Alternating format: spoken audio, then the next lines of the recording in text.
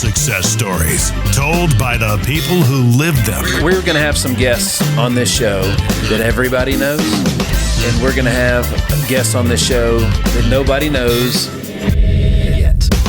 One by one, Nick Hyder is adding hits to the Hitstreak.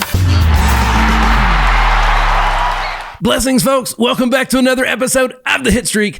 I am your man, Nick Hyder, and in the Hit Lab with me today, I've got an extra special treat for you, folks. As a matter of fact, when you heard our amazing podcast show intro that just finished right before you heard me talking, that big old voice and that amazing production was done by this big dude. Now, when I say big, it's because this is the largest voice in podcasting on planet Earth. Believe me, I have checked, right? Folks, check it out. He is a voiceover artist, the host of the What's Your Problem podcast, and the co-owner of J2 Systems, an entrepreneur extraordinaire, my man, Big Jim McCarthy. How we doing, baby? Good, buddy. How are you? Thanks for having me. Well, we're having a good old time. We got lots to talk about, don't we? And I am big. I could stand to lose a few pounds. It's okay. I acknowledge that. What happens when you get older? Well, that is true. Yeah. We all get older no matter what, don't we? Totally. It is what it is. Whatever. Well, dude, you do a lot of everybody that listens to the good podcast circuit. Most of them are listening to your production and your voice in the beginning, just like mine, right? Pretty much, yeah. I mean, there's a lot of different podcasts that I produced over the years, podcast intros especially. That's how this whole thing kind of got started. I mean, Cardone was one of the big ones that I've done, and Bradley, of course, yours. I think I'm even with on Coach Burt's at some point with one of his podcasts. That's right. Brian Covey, too. Brian Covey as well. Rich Redmond. Yeah. All fantastic guys and amazing shows. Yeah. Stuff that I do in 5 minutes. So I love it. I love it. Well, it's so important because, like, again, that's the first thing people hear. Yeah. Before the show, it's the first impression, literally every single episode. It really is. A lot of people don't put a lot of importance on the intro until they hear a good intro. And it's something that when you come out of the gate, it just takes your podcast up a notch, especially if you have talk over music. Talk over music really sets the tone for it. That's right. That's right. Well, I got a really important question for you just to open it for you right here, right? So just to open the show, how has having your own podcast, because I've been a guest on your podcast. We had a good old time. Yeah. And you got an amazing studio out there in Thompson Station, Tennessee. Yeah. A lot of good things going on out there, and you've shot a lot of other people's podcasts out of that studio as well. I do, and it's funny. A lot of the podcasts I shoot, I actually take it to them. That seems to be where the market has led me. Although we do a lot of, sometimes I'll offer it up to people and, sometimes we use it. It's not exactly copacetic at the moment because we had a pipe burst in December, but, we make it work. That's right. You do what you got to do. You got to pivot. Man, we spend a lot of time out there in baseball season, right? And we use Summit High School a lot. They're great with us out there, and Independence and all those. Yeah, we're there a lot. And that's like right around the corner from your spot, like literally, like within a stone's throw. You can see the lights. So, but we're out there all the time, and like half the city's been shut down on some of the main roads. Like, it's been kind of nuts out there. Yeah, they're building that June Lake development like crazy. Yeah. Well, man, how has having your own podcast grown your business? That's the most common question I get asked about my podcast. It's mainly, I call it the 9 virtues of podcasting. One of the biggest ones, I think, is, and I tell people this all the time, you have your own podcast. Who do you want to meet? And getting people that, you've always wanted to talk to. A buddy of mine does a podcast in Connecticut called Mostly Automotive Marketing with Matt Wilson. Again, I'm on the intro. He I told him he and I both go back to our radio days. That's how we knew each other. So when he went into a gig where he had to be dependent on his own, as a meritocracy in a sales position, he had to, figure that out. The cold calling wasn't really his thing. I said, okay, well, radio, how to start a podcast. You're articulate. You're a good orator, and start a podcast and start inviting these GMs of these dealerships on and other advertising platforms and things of that nature. And it's worked out for him. So it's just in that virtue alone. Who do you want to meet? Ask the question, bring them on. All right. I've had Grant Cardone on my podcast, a previous iteration. I've had his wife. I've had Jared Glant. Right? These are people that charge 6 figures for an hour of their time. That's right. I got it for free. So that's one of the best things in how you grow your business. You start getting aligned with people. And, he knows me because I did his intro. And I'm sure he probably gave me a leg up just by giving me an hour of his time. So absolutely. Yeah. Absolutely. Well, a lot of folks are interested in starting their own podcast. What are some of the ways that you help folks figure out their niche or their angle or just basically their overall show concept? And, what are they like talking about? What's fun? If you're starting out a podcast, guys, you're in for a 2 to 3 to 4 year grind before you start getting some traction. So you better have fun with it. Make it fun. Understand it is a marketing piece. Understand that you have to do like what you guys are doing here, pulling the clips out, making sure that you got weekly, daily, if not daily, content to put out that is derived from the source of a podcast. And finding out, I had an insurance guy who was interested in a podcast at one point, and he said, am I going to talk about insurance? I said, not if you want to bore people to death. I said, unless you're talking to insurance agents and you're bringing them on board to your agency and you want to train them, what else do you like doing? And he said, well, I really like high school basketball. Okay, fine. That's interesting. Like local high school. He goes, yeah. Go ahead and, I said, there might be an audience there for that. What else do you like to do? He says, I really like bow hunting. Okay. Can you talk about it? Yeah, I can really talk about it. Not while you're hunting, but you can talk about it after the fact. Do you love talking about it? Is it a major hobby of yours? He goes, yeah. I said, well, are you licensed in multiple states across the country? Yes. Do you have products that you can offer hunters? He goes, yeah. I said, okay. Do a bow hunting show powered by your insurance agency. All right. Podcast has to be fun. It's got to be entertaining first and foremost. When you say it's a 2, 3, or 4 year grind, I know that, starting an insurance agency, starting a business, starting anything, my wife and I just came to the conclusion, if we can't give it all we got for at least an entire 12 months, we shouldn't even start, right? Because it's going to take that long to get any type of traction. Brad told me that when we were talking about building up social media presence and audience, and he's like, dude, it's 2, 3, 4 clips a day every day of the year, all 365 days, and you do that for 3 or 4 years and you'll be proud of what you got. You'll have something you can build upon. Right. It's a little bit of a grind. So when we started this show, it's like, dude, we can't look up until we get to 100 episodes. Right. That's a milestone. Sure. Absolutely. Yeah. Absolutely. Because not only does that tell you that you're in and you're committed, think about from an audience perspective, right?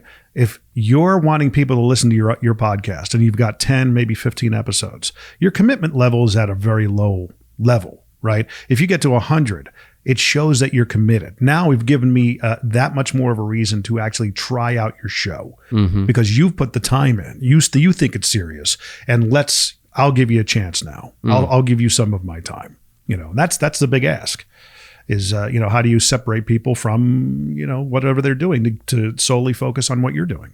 Right. I say it all the time. The most powerful tool in my tool belt is this podcast. Yep. It's all the people that have come in and signed the wall and spent time. Some of these folks, I had no reason to reach out to. They had no reason to hang out with Nick Hyder for an hour if it wasn't for the podcast. It's just like you said. It's you called it before we started the show. You're like, it's a marketing machine, and totally. I was like, absolutely, absolutely. And it also makes you you're a credible source. You start to establish yourself as an expert. You know what I mean? Especially if the production value is really great. Yeah, I mean that's first and foremost the quality of the content. Is the audio good? Secondly, and then if you have the video is just kind of a throw-in, because there are people that are going to consume it on YouTube and Facebook, but mainly that's why you're on 18 to 22 platforms across the podcast universe, the podcastiverse. I like it. Yeah, so I mean it's one of those things that you, absolutely. But I mean first and foremost, it's got to be entertaining. People want to be entertained. And if the content is good or the production's good, that makes it a lot easier to enjoy. To consume. Yeah. I have a hard time getting past the production value sometimes if it feels cheap. Well, you listen to something like what Vaynerchuk does, and a lot of his stuff is derived off of a lapel lavalier mic that he wears, right? And he's got the guy following him around all day, and he's got great content. And he's one of the kings of it. There's a reason why he's got 10 million Instagram followers, right? But at the same time, his podcast, sometimes it's unlistenable because all you hear is his side, and sometimes it's on a plane Yeah. And he's just doing a one-off kind of thing. But if he's talking to somebody, you got to strain to listen to what they're saying because they're not mic'd up. But hey, you know what? They're a lot bigger than I am. So whatever. Sure. He's just putting it out at scale. I mean, he's Absolutely. probably putting 25 pieces out a day, if not more, which is just a monster. Gosh. And that's what works for him. And once you get to his status, you have options. Totally. Yeah. But he put a lot of resources. It was funny. I had a guy a couple of years ago I sat down with and talk about posturing, pulls up in an S-Class. He's got a driver and everything. We go to lunch and I listened to him for about 20 minutes. He wanted somebody like a D-Rock to follow him around. So I sat there and I wasn't automatically thinking of myself as that candidate, but he goes, he's telling me everything that he wants to do and everything that he's talking about sounds like what Gary is doing. And I said, let me stop you right there. All right. Let me guess as to what you want to do. You want to have somebody follow you around, capture all these amazing conversations that you're having. You want to make mini documentaries about them and put them out every day and have it done like 5-6 days a week. He goes, yeah. I said, you probably want to pay the person, what, 55, 60 grand a year? Yeah. I said, you're looking for a unicorn. That's right. Okay. You understand the production that is involved with something like that? You ever watch? I said, you ever watch Deadliest Catch? You ever watch a documentary? Orange County Choppers, American Chopper. I said, watch the credits. Hundreds of people are involved in these things. Man, that's a great point. That's a great point. Watch the credits. Right. Check the credits. That's all the people involved in bringing something to life. That's incredible. At that point, I surmised. I said, Vaynerchuk's probably spending $3 to $4 million a year on his. He's probably got 15, 20 people on his team. Absolutely. I said, that's what it takes. I said, now, if you want to put one a week out, probably doable. You'll still burn the guy out in about 2 months, but you got to put money into it. The Hit Streak is powered by our partners at HitLab Creative Studios. Whether it's launching your brand new podcast, rebranding your current podcast, or taking advantage of any of their other content packages specifically for your social media needs, the HitLab is a one-stop shop for you. Visit hitlabstudio.com for more. I know just getting started with ours, it was, 10 grand a month was, that was what it costs to just do the basic, right? Almost the minimal, right? And do it well. Oh yeah, and do it well. Which it's really cool to have somebody that I consider an expert in this space, just because all your work speaks for itself. I've experienced as a guest on your show. It's just a really first class operation, and everything you do is the little things are the big things. A lot of intentionality behind them, and it's because there's science and things that you measure to bring those to life, right? So, folks. Well, I appreciate that because your operation is world class as well. It's a lot of prep. Well, it's I'm not that prepared. I just sit down and go. Well, maybe that's a gift of yours, and that's intentional too. Some people that's better. They're better suited to do that. I'm better suited with a little bit of it's kind of like Tim Corbin said the same thing when he was in here. If there's a certain type of atmosphere for a player that they need when it comes to discipline and all those type things, they're a great place to go play versus another program where they might have a little more free. They might be a little more free to express themselves in other ways. So you got to pick the right program that's best suited for you to bring out all the amazing uniqueness that you have, right? Yeah, but with the understanding that it can evolve, and I always keep an open mind to that. My way is not always the right way. That's right. So, and a buddy of mine that owns a few food trucks, he told me a long time ago, he was a bigger guy, and he said, dude, never trust a skinny chef. And I was if you didn't have a podcast, it would be hard to trust all the things that you say, but you're literally doing it because you understand the value of it and you believe in it and all those things. So we say all the time here, the person that you're most uniquely positioned to help is the person that you used to be, right? And that's a big concept as of late. Absolutely. Absolutely. And you used to be a beginning podcaster, just like I was. So we're best suited to fit those people. I was more of a natural to it because of my radio background, being in radio since 96, 97. Tell the folks a little bit about that. Well, it started out in Danbury, Connecticut, where I started at the home of rock and roll, I-95. Okay. And that was the station I was reluctant to work for because it was the one I grew up listening to. Wasn't the biggest fan, but they gave me a shot and I cut my teeth there, discovered that I didn't really want to be on the air. I was more akin to and more drawn to being behind the scenes, production room, that kind of thing. And I would literally, after being an electrician for most of the day, come in after work and spend the next 8 hours in the production room just playing, just getting into it and everything. At some point, I actually still did the on-air work, but for a music station, the on-air thing is a lot different than being a talk host. And I have that experience as well in Vegas. I worked for a talk station, 2 of them. And that is the experience that I draw from, seeing these amazing talk hosts and how they did things. You know, even if they somewhat believed a topic, if it got the phones to ring, they would put it in. It was all about entertainment. That's right. First and foremost. So a lot of that comes into what I do. One of my, there's not a lot of movies about radio, but one of my favorite ones is the Howard Stern one, Private Parts. And that is accurate. Oh my gosh, I love that movie. Yep, that is accurate. It's hysterical too. I bring that movie up all the time when I talk about the Howard Stern effect with people who are willing to be, you know, Bradley is who he is. He is the real Bradley. What you see is what you get. He is not afraid of being controversial. And that's the Howard Stern effect. And that's, you got to be somewhat pushing that envelope. Right. Because what did they say in the movie? Well, the people who liked listening to him listened for 2.5 hours. Reason most commonly given, I want to hear what he'll say next. But what about the people who don't like him? They listen for 3.5 hours. That's right. Reason most commonly given, I want to hear what he'll say next. We just lost an advertiser, but yeah, we brought these guys on that we've been chasing for months. Yeah. They like him. That's right. That's right. So, that's the whole point of, I was actually having a conversation with my sister, who's in town, and, you know, a lot of her social media is private.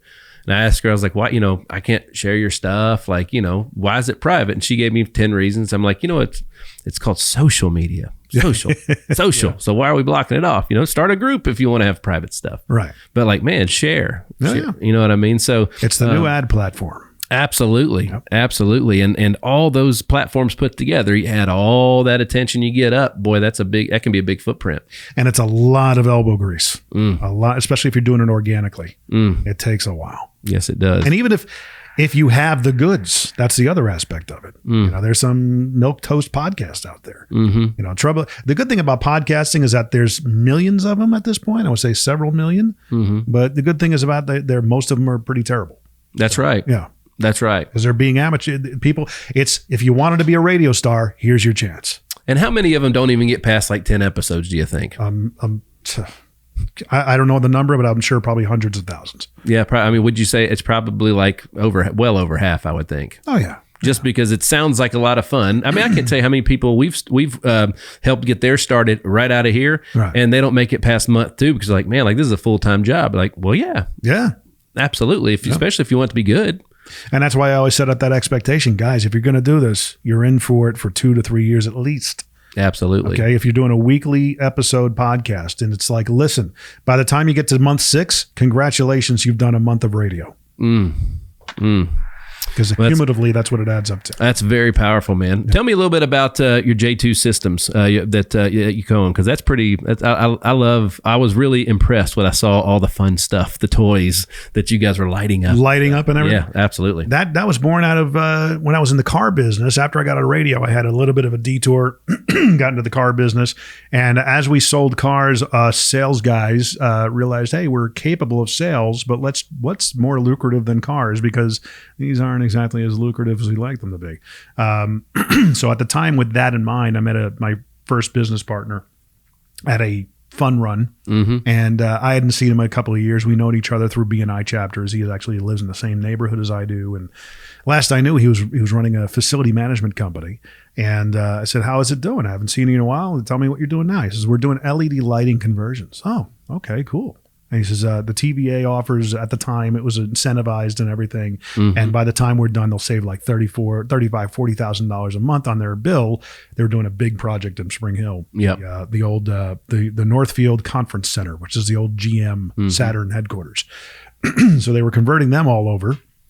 And as soon as he said the savings, I was like, ooh, I could sell that and I could market that. That's right. And that's kind of like, in a very happenstance kind of way, I kind of got into the business that way. After I worked for my last employer, he was one of the first phone calls I made, and we started a company that just did that. And I kept on doing my voiceover and production work, videos, all that stuff, and just started my entrepreneurial journey. It was the best thing I've ever done. So that's how I got into it. The Hitstreak is powered by Team Hyder. Team Hyder has been serving you for 11 years and has racked up over 20 national and local awards for excellence in all areas. When it comes to finding the right health plan, we need to consider your family's needs and your family's budget. That's what we do to serve you.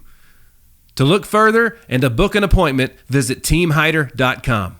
Well, your studio out there is like, I mean, you got all the buttons. You're producing stuff real time. There's we were answering. It was like a game show, and as a part of my episode that I was on there, we had with some questions and some fun music and stuff. Random five, yeah. Dude, it's next level, man. Yeah. Well, I mean, that's the radio guy in me. Yeah. Because when you're doing a radio show, you're running the board. You're flying all the faders at the same time. There's a video on YouTube. I shared it with somebody the other day. It might have been you, Keegan. The Grease Man. You ever hear the Grease Man? I haven't. Grease Man. He was a Washington, fairly big, what they call a boss jock back in the 80s and maybe even the 90s. He was probably in the 70s too. But he showed how they produced radio commercials back in the day. It is a juggling act. And it's an art. It's an art form. It is fascinating to watch.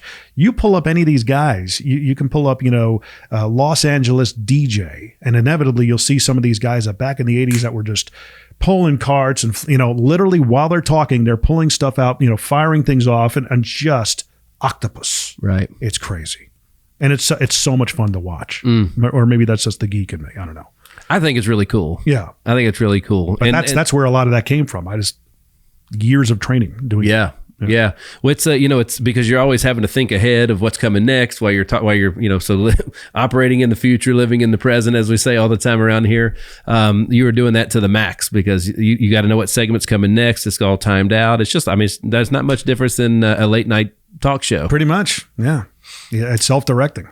Well, man, that's awesome. That is awesome. What's the all right? I got a loaded question for you, right? Sure. So, first of all, before I get there, what was it that got you interested in podcasting in the first place? I'll tell you my story. So, for me, I thought podcasting was just bad radio at first when I didn't know. I didn't look into it. I just thought it was bad radio is bad radio. Yeah. Did I just say that? Oh my God.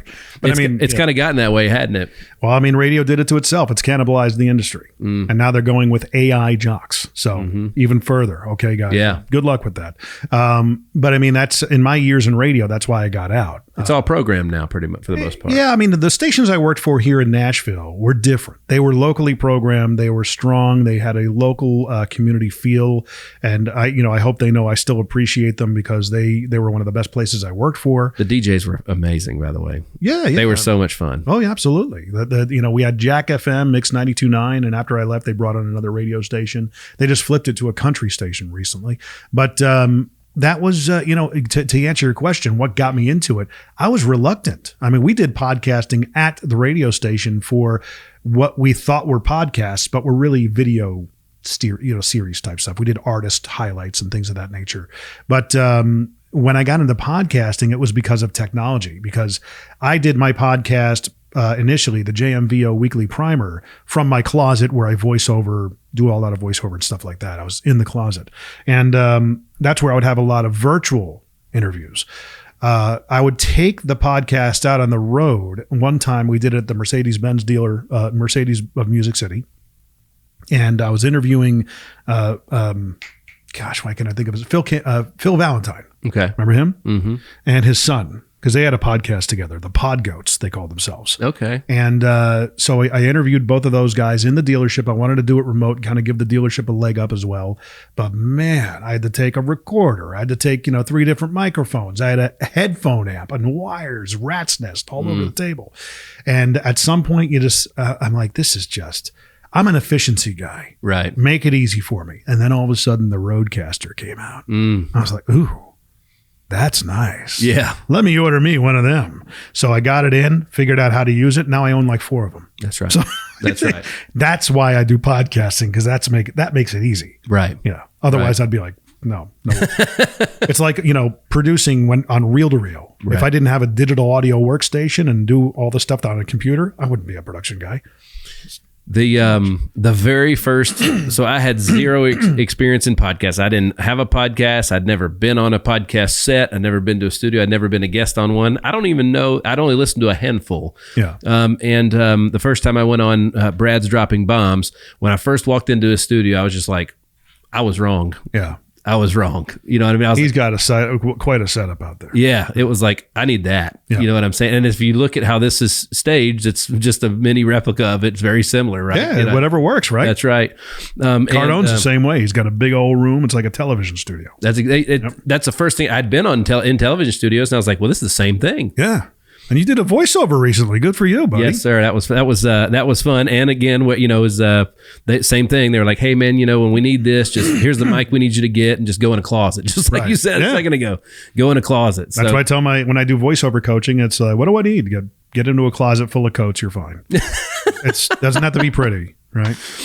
So, folks, most of the amazing voices that you've heard on radio and probably even commercials and everything else on television have been recorded in somebody's closet. It could be. Yeah.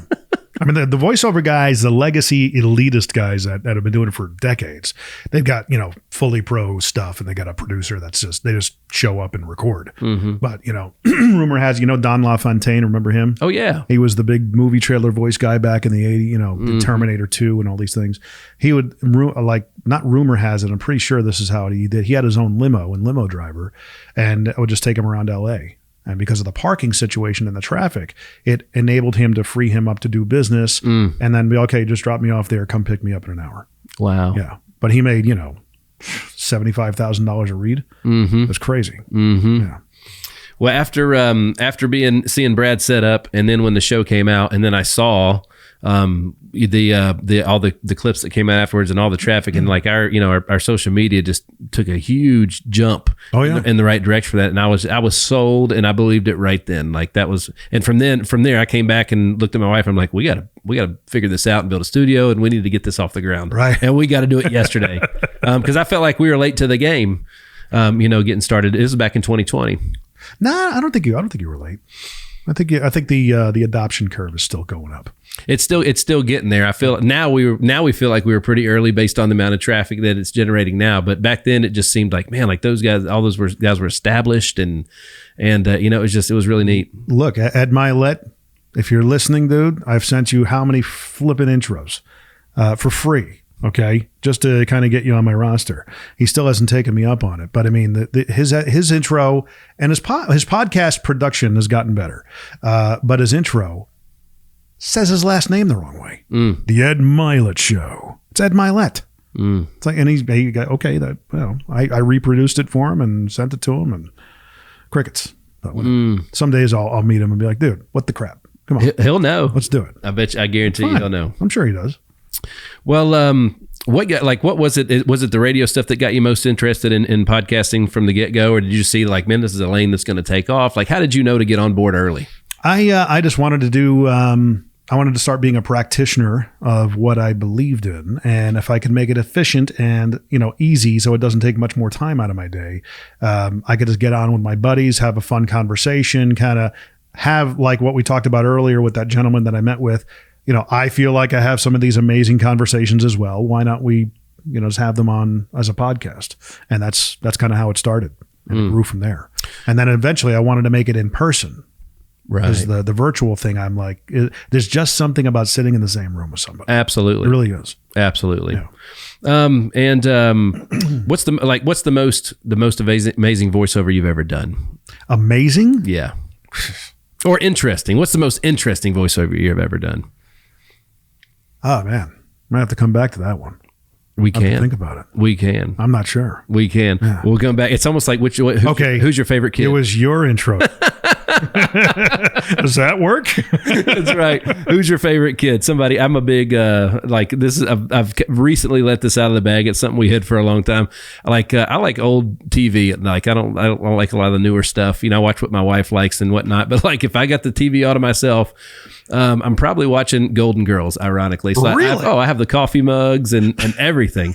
And oh yeah, are you sure you want to admit that? This is true, okay. Dude. It's great writing, great it's great television. Yeah. And my one of my friends, I didn't know this. They were getting me some Golden Girls gifts that they had found, and they were like, "Hey, who's your favorite Golden Girl?" I'm like, "Well, you asked me who my favorite kid is next." I can answer that. That's pretty funny. Yeah, my thing is if my family's out of town or away for the evening, like last night, I put on a Marvel movie. That's my thing. Yeah, that's my geekdom. There you go. Yeah. Either that or The Office. Got it. I can watch that probably till I'm dead. Yeah, The Office is good stuff. Yeah. It's good. Like hanging out with old friends. Sure, That's the right. Golden Girls are the same way. Oh my God! It's funny. It's funny. They gave me a cutter, a cake cutter that literally like it, on the thing when you're scooping it says, get another slice of cheesecake, because that was their thing. They always discussed all their problems at the kitchen table over cheesecake. Right.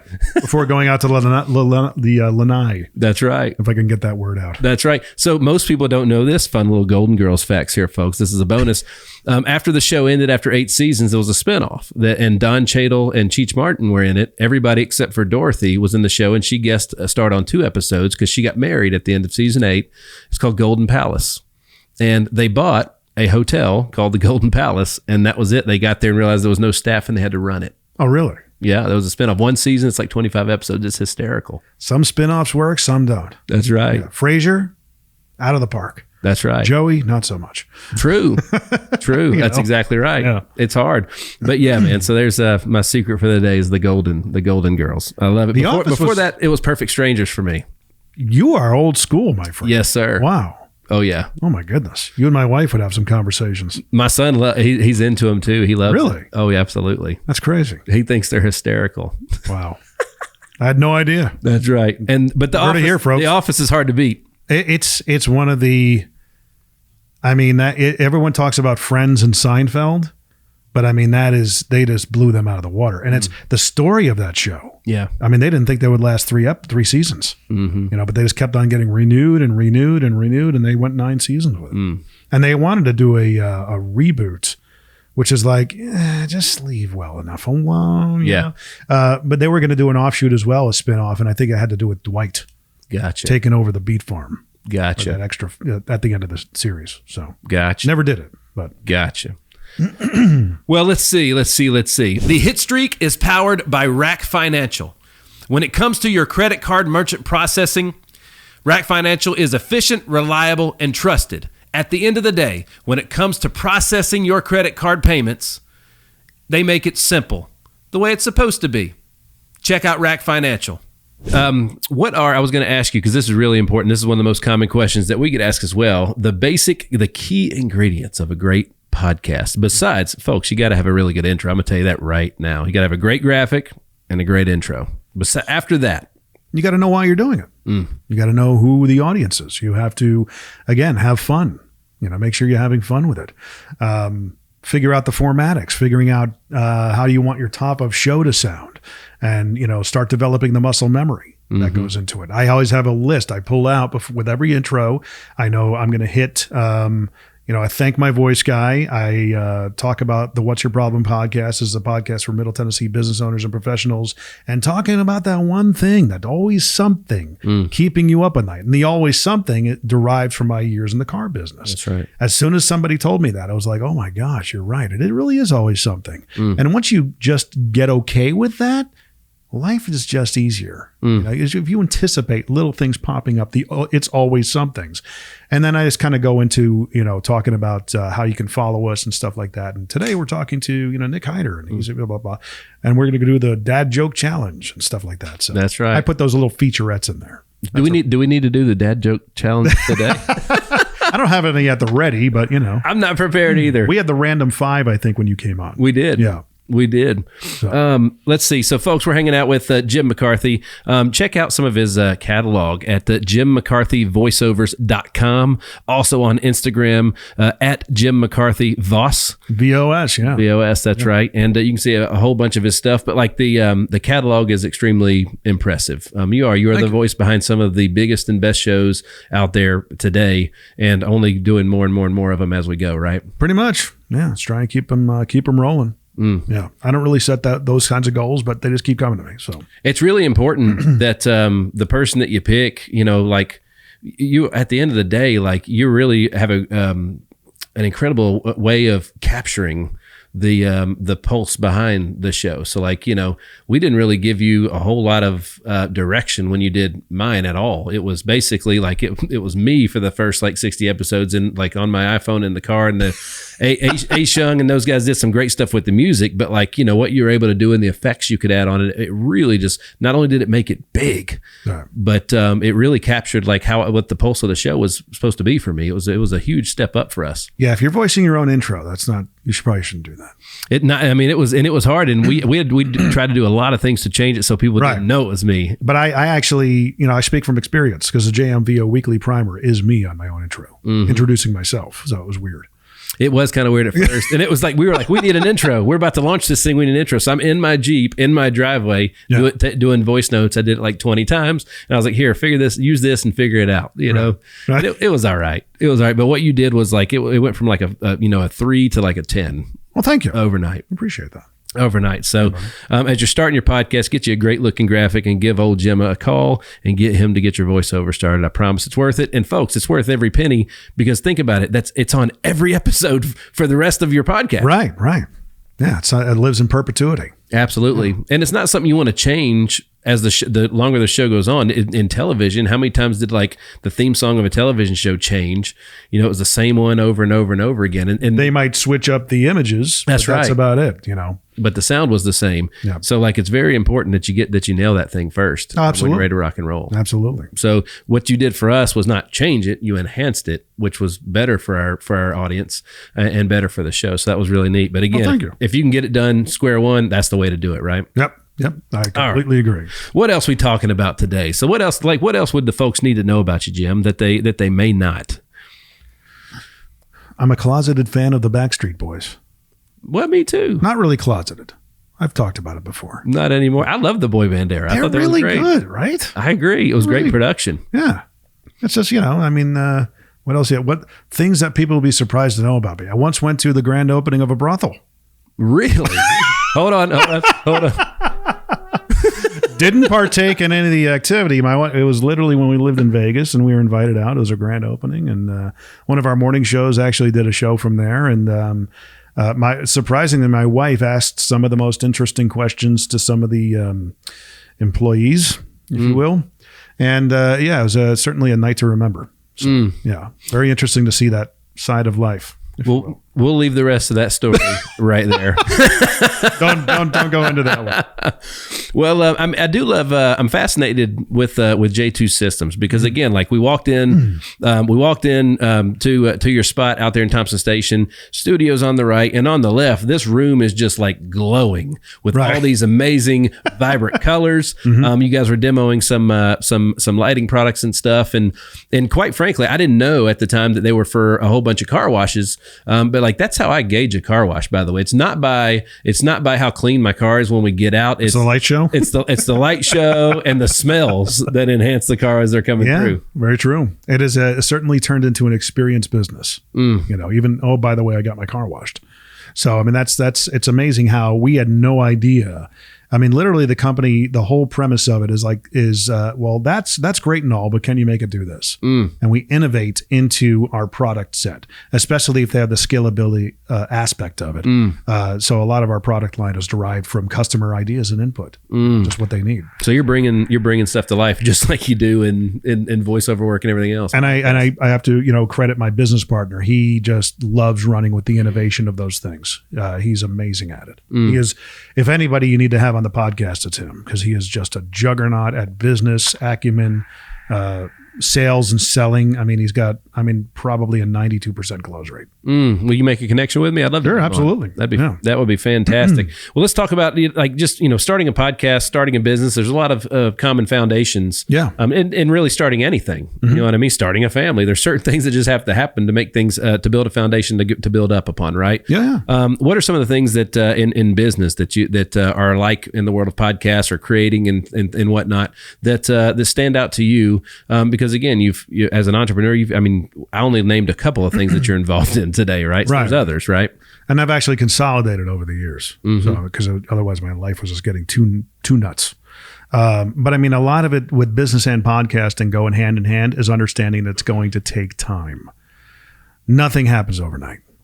I mean, occasionally you're going to get some things that, start to shift overnight. You're going to hockey stick. Maybe something happens that makes your business start to really explode. But typically the lead up to that, I always, at every guest I've had on the podcast has indicated to me it's about a 5-year thing, 5 to 10 years. My friend Mignon Francois, yet another person you need to have on the podcast. She owns and is the CEO of the Cupcake Collection up in Nashville and also down in New Orleans. She's got a cupcake truck that goes around. She started that business out of necessity. She wanted to be able to have people dig through their couches and pull up enough money to buy a cupcake. And she needed field trip money. And they were kind of living out of necessity with the threats of NES coming by and cutting off the power and stuff like that. So she said, Dave Ramsey was always saying, have yourself a bake sale. And here she is. She's a 15-year overnight success. She's got her book out now. She's doing that kind of thing. But it took a long time. And I've known her a majority of that time and understand the just the toils that it takes. Absolutely. I'm not sure a lot of people going into business understand that, especially with the messaging that's being put out on social media. Everything seems like, well, just take my course and you're going to make $1 million next. No. Right. Sometimes it just doesn't happen, man. There was a post from my good buddy Andy Elliott that we did a commentary on on social, and that was a very there's two sides to everything, and on this one it goes both ways, I guess is the best way I can say it, right? So let's talk a little bit about that post. So what was the preface of that post? Do you remember what it was? He was like berating somebody in a training session, I believe it was. Although I think on the surface it looks like he came to coach like a company's sales staff, but I believe it was like where people paid to be there kind of thing. So a lot of people were like, people need to hear the truth. That was I guess the premise of it. But to the point where they berated the guy to the point where they put like crying celebrities' faces on him. And I'm going, okay, that tells me he didn't give us permission. The Vanderbeek one was too funny, though. I ain't gonna lie. It was, and here's we talked about the Howard Stern effect. Yeah, I get what Andy's doing. Sure. He's trying to be controversial, but it's like the first thing I thought of was, I'm like, oh, buddy, you better be glad it wasn't me that you picked on, because I would have been like, okay, why don't you try telling me something new, and I'll write it down. Ooh, shots fired. But at the same time, it's like, look, whatever works for you, pal. I just don't see, if you're going in there, I've worked in situations where public humiliation was used as a tool. And it's just, to me, it just doesn't work, because I'm a big praise in public, criticize in private type of guy, and that's just, in the car business, I remember the guys. Even in radio, I remember the guys. I remember the good and bad managers. Sure. You can have two different types of managers. You can have the kind that the team is going to be willing to take a bullet for, and then you got the manager who's going to be killed in friendly fire. Yeah, right? It really comes down to that. It's that black and white. And then you get managers in the middle that are kind of milquetoast. But at the same time, it's like, dude, why did you do that to him? Well, it could have been. So like in sports, let's say you're 2 hours into a 3-hour practice and this one player is just ruffling feathers on purpose, almost like a distraction. And I do that as a coach of baseball. That's something that it was used on me when I was a player. How'd you feel about it? If I was the guy that deserved it, right? It was, and when it happened to other players, I was like, thank God, thanks for getting that guy out of here, dude. Like he was killing this. Right. But I mean, would you rather had the coach pull you aside, be like, listen, you got to pull your stuff together? Well, usually a lot of times that may have already happened. Right. And you just don't know. Then frustration just boils over. Right? Yeah. So, but here's the thing about baseball, right? It's a passion thing. You're there because you love it, right? You're okay. Like radio, we were okay with the low pay because we loved what we were doing. Sure. We would take the lip, In this situation, in the sales game, I don't have to stick around. I can jump and go sell somewhere else. I don't need to take this crap from you. True. Right? So it's like it works in passion situations, radio, sports, things of that nature. I got to just pay my dues. And the military. Military, you can't leave. Okay? That's right. Otherwise, you're going to be court-martialed. That's right. So I can do whatever I want to you. I can get in your face and scream at you and break you down. That's what they do in boot camp and build the people back up, right? I get what he's doing, but it's like, guy, managers like that are shooting themselves in the foot over and over and over again because you're going to have nothing but a rotating door. What's the biggest cost to a business? An untrained hiring or an untrained salesperson. Right. You want to be in perpetual training mode? I know situations in sales where they've had, the same team together for decades, and it's beautiful. They've got everybody swimming in the same direction at the same ferocity. Mm-hmm. Just do that. Create a culture of support, of positivity. Don't cut people down. It's not necessary. They don't have to stick around. Sure. Because you're only punishing yourself in the end. Yeah, man. It's and I always tell people, because we get the craziest comments on these little 60 and 90-second clips. You're not kidding. Oh my goodness, it's nuts the amount of shade that's thrown at you. The biggest thing that I always like is man, you're listening to a 60-second clip of a 70-minute conversation. So listen to the conversation for the context, and then tell me what you think, type of thing. So for with something like that, with Andy's clip, I wasn't there. I don't know what happened. They might have been there for 2 days prior. Who knows? But if you watch the tone and regularity of the stuff he's putting up, that's what he's going for. He's going for shock value. Oh, it's very consistent. Yeah. Right. And it's look, okay, I get it. You're one of the premier sales trainers. Honestly, in my opinion, he kind of filled the void that was left by Cardone. And he kind of jumped right in. And I know Brad's a big champion of the guy, and I'm sure he's a nice guy in real life. Oh, he's amazing. I would tell him I would tell this to his face. I would. Yeah. Dude, you're wrong on this. Yeah. Okay, because you're only punishing yourself. Create a culture of positivity, of support. We're human. You're gonna have people that mess up. But I'll tell you, when I worked in the car business, because I'd been around the block a few times, I was, had some life experience under my belt, and somebody tried to posture that way with me. I had a guy that did that. He was an F&I guy, and he was, I came in there, I needed help with something. I was new at the business. He condescended to me, he talked down to me, and I said, okay, let me just do this. And then I said, one more thing. And I got up on my fists above his desk, and I got in his face. I said, don't ever talk to me like that again. If you continue talking to me like that, you and I are going to have some problems. and he was literally leaning back in his chair, because I'm like, capiche? And I felt like I was talking to one of my kids. Yeah. And I think parenting, having kids, actually helps you in leadership. I agree with that, right? 100%. So it's one of those things that's and we were great after that. Mm-hmm. I had to do it with another manager. It's look, guys, I get it. I'm new. I can be a headache, but I'm not 22. I've been around the block. I know a thing or two. I'll pick this up. Trust me.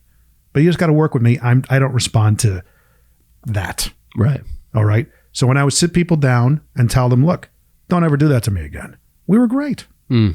Just got it out of the air. They never did it to me again. I like it. Yeah. I like it.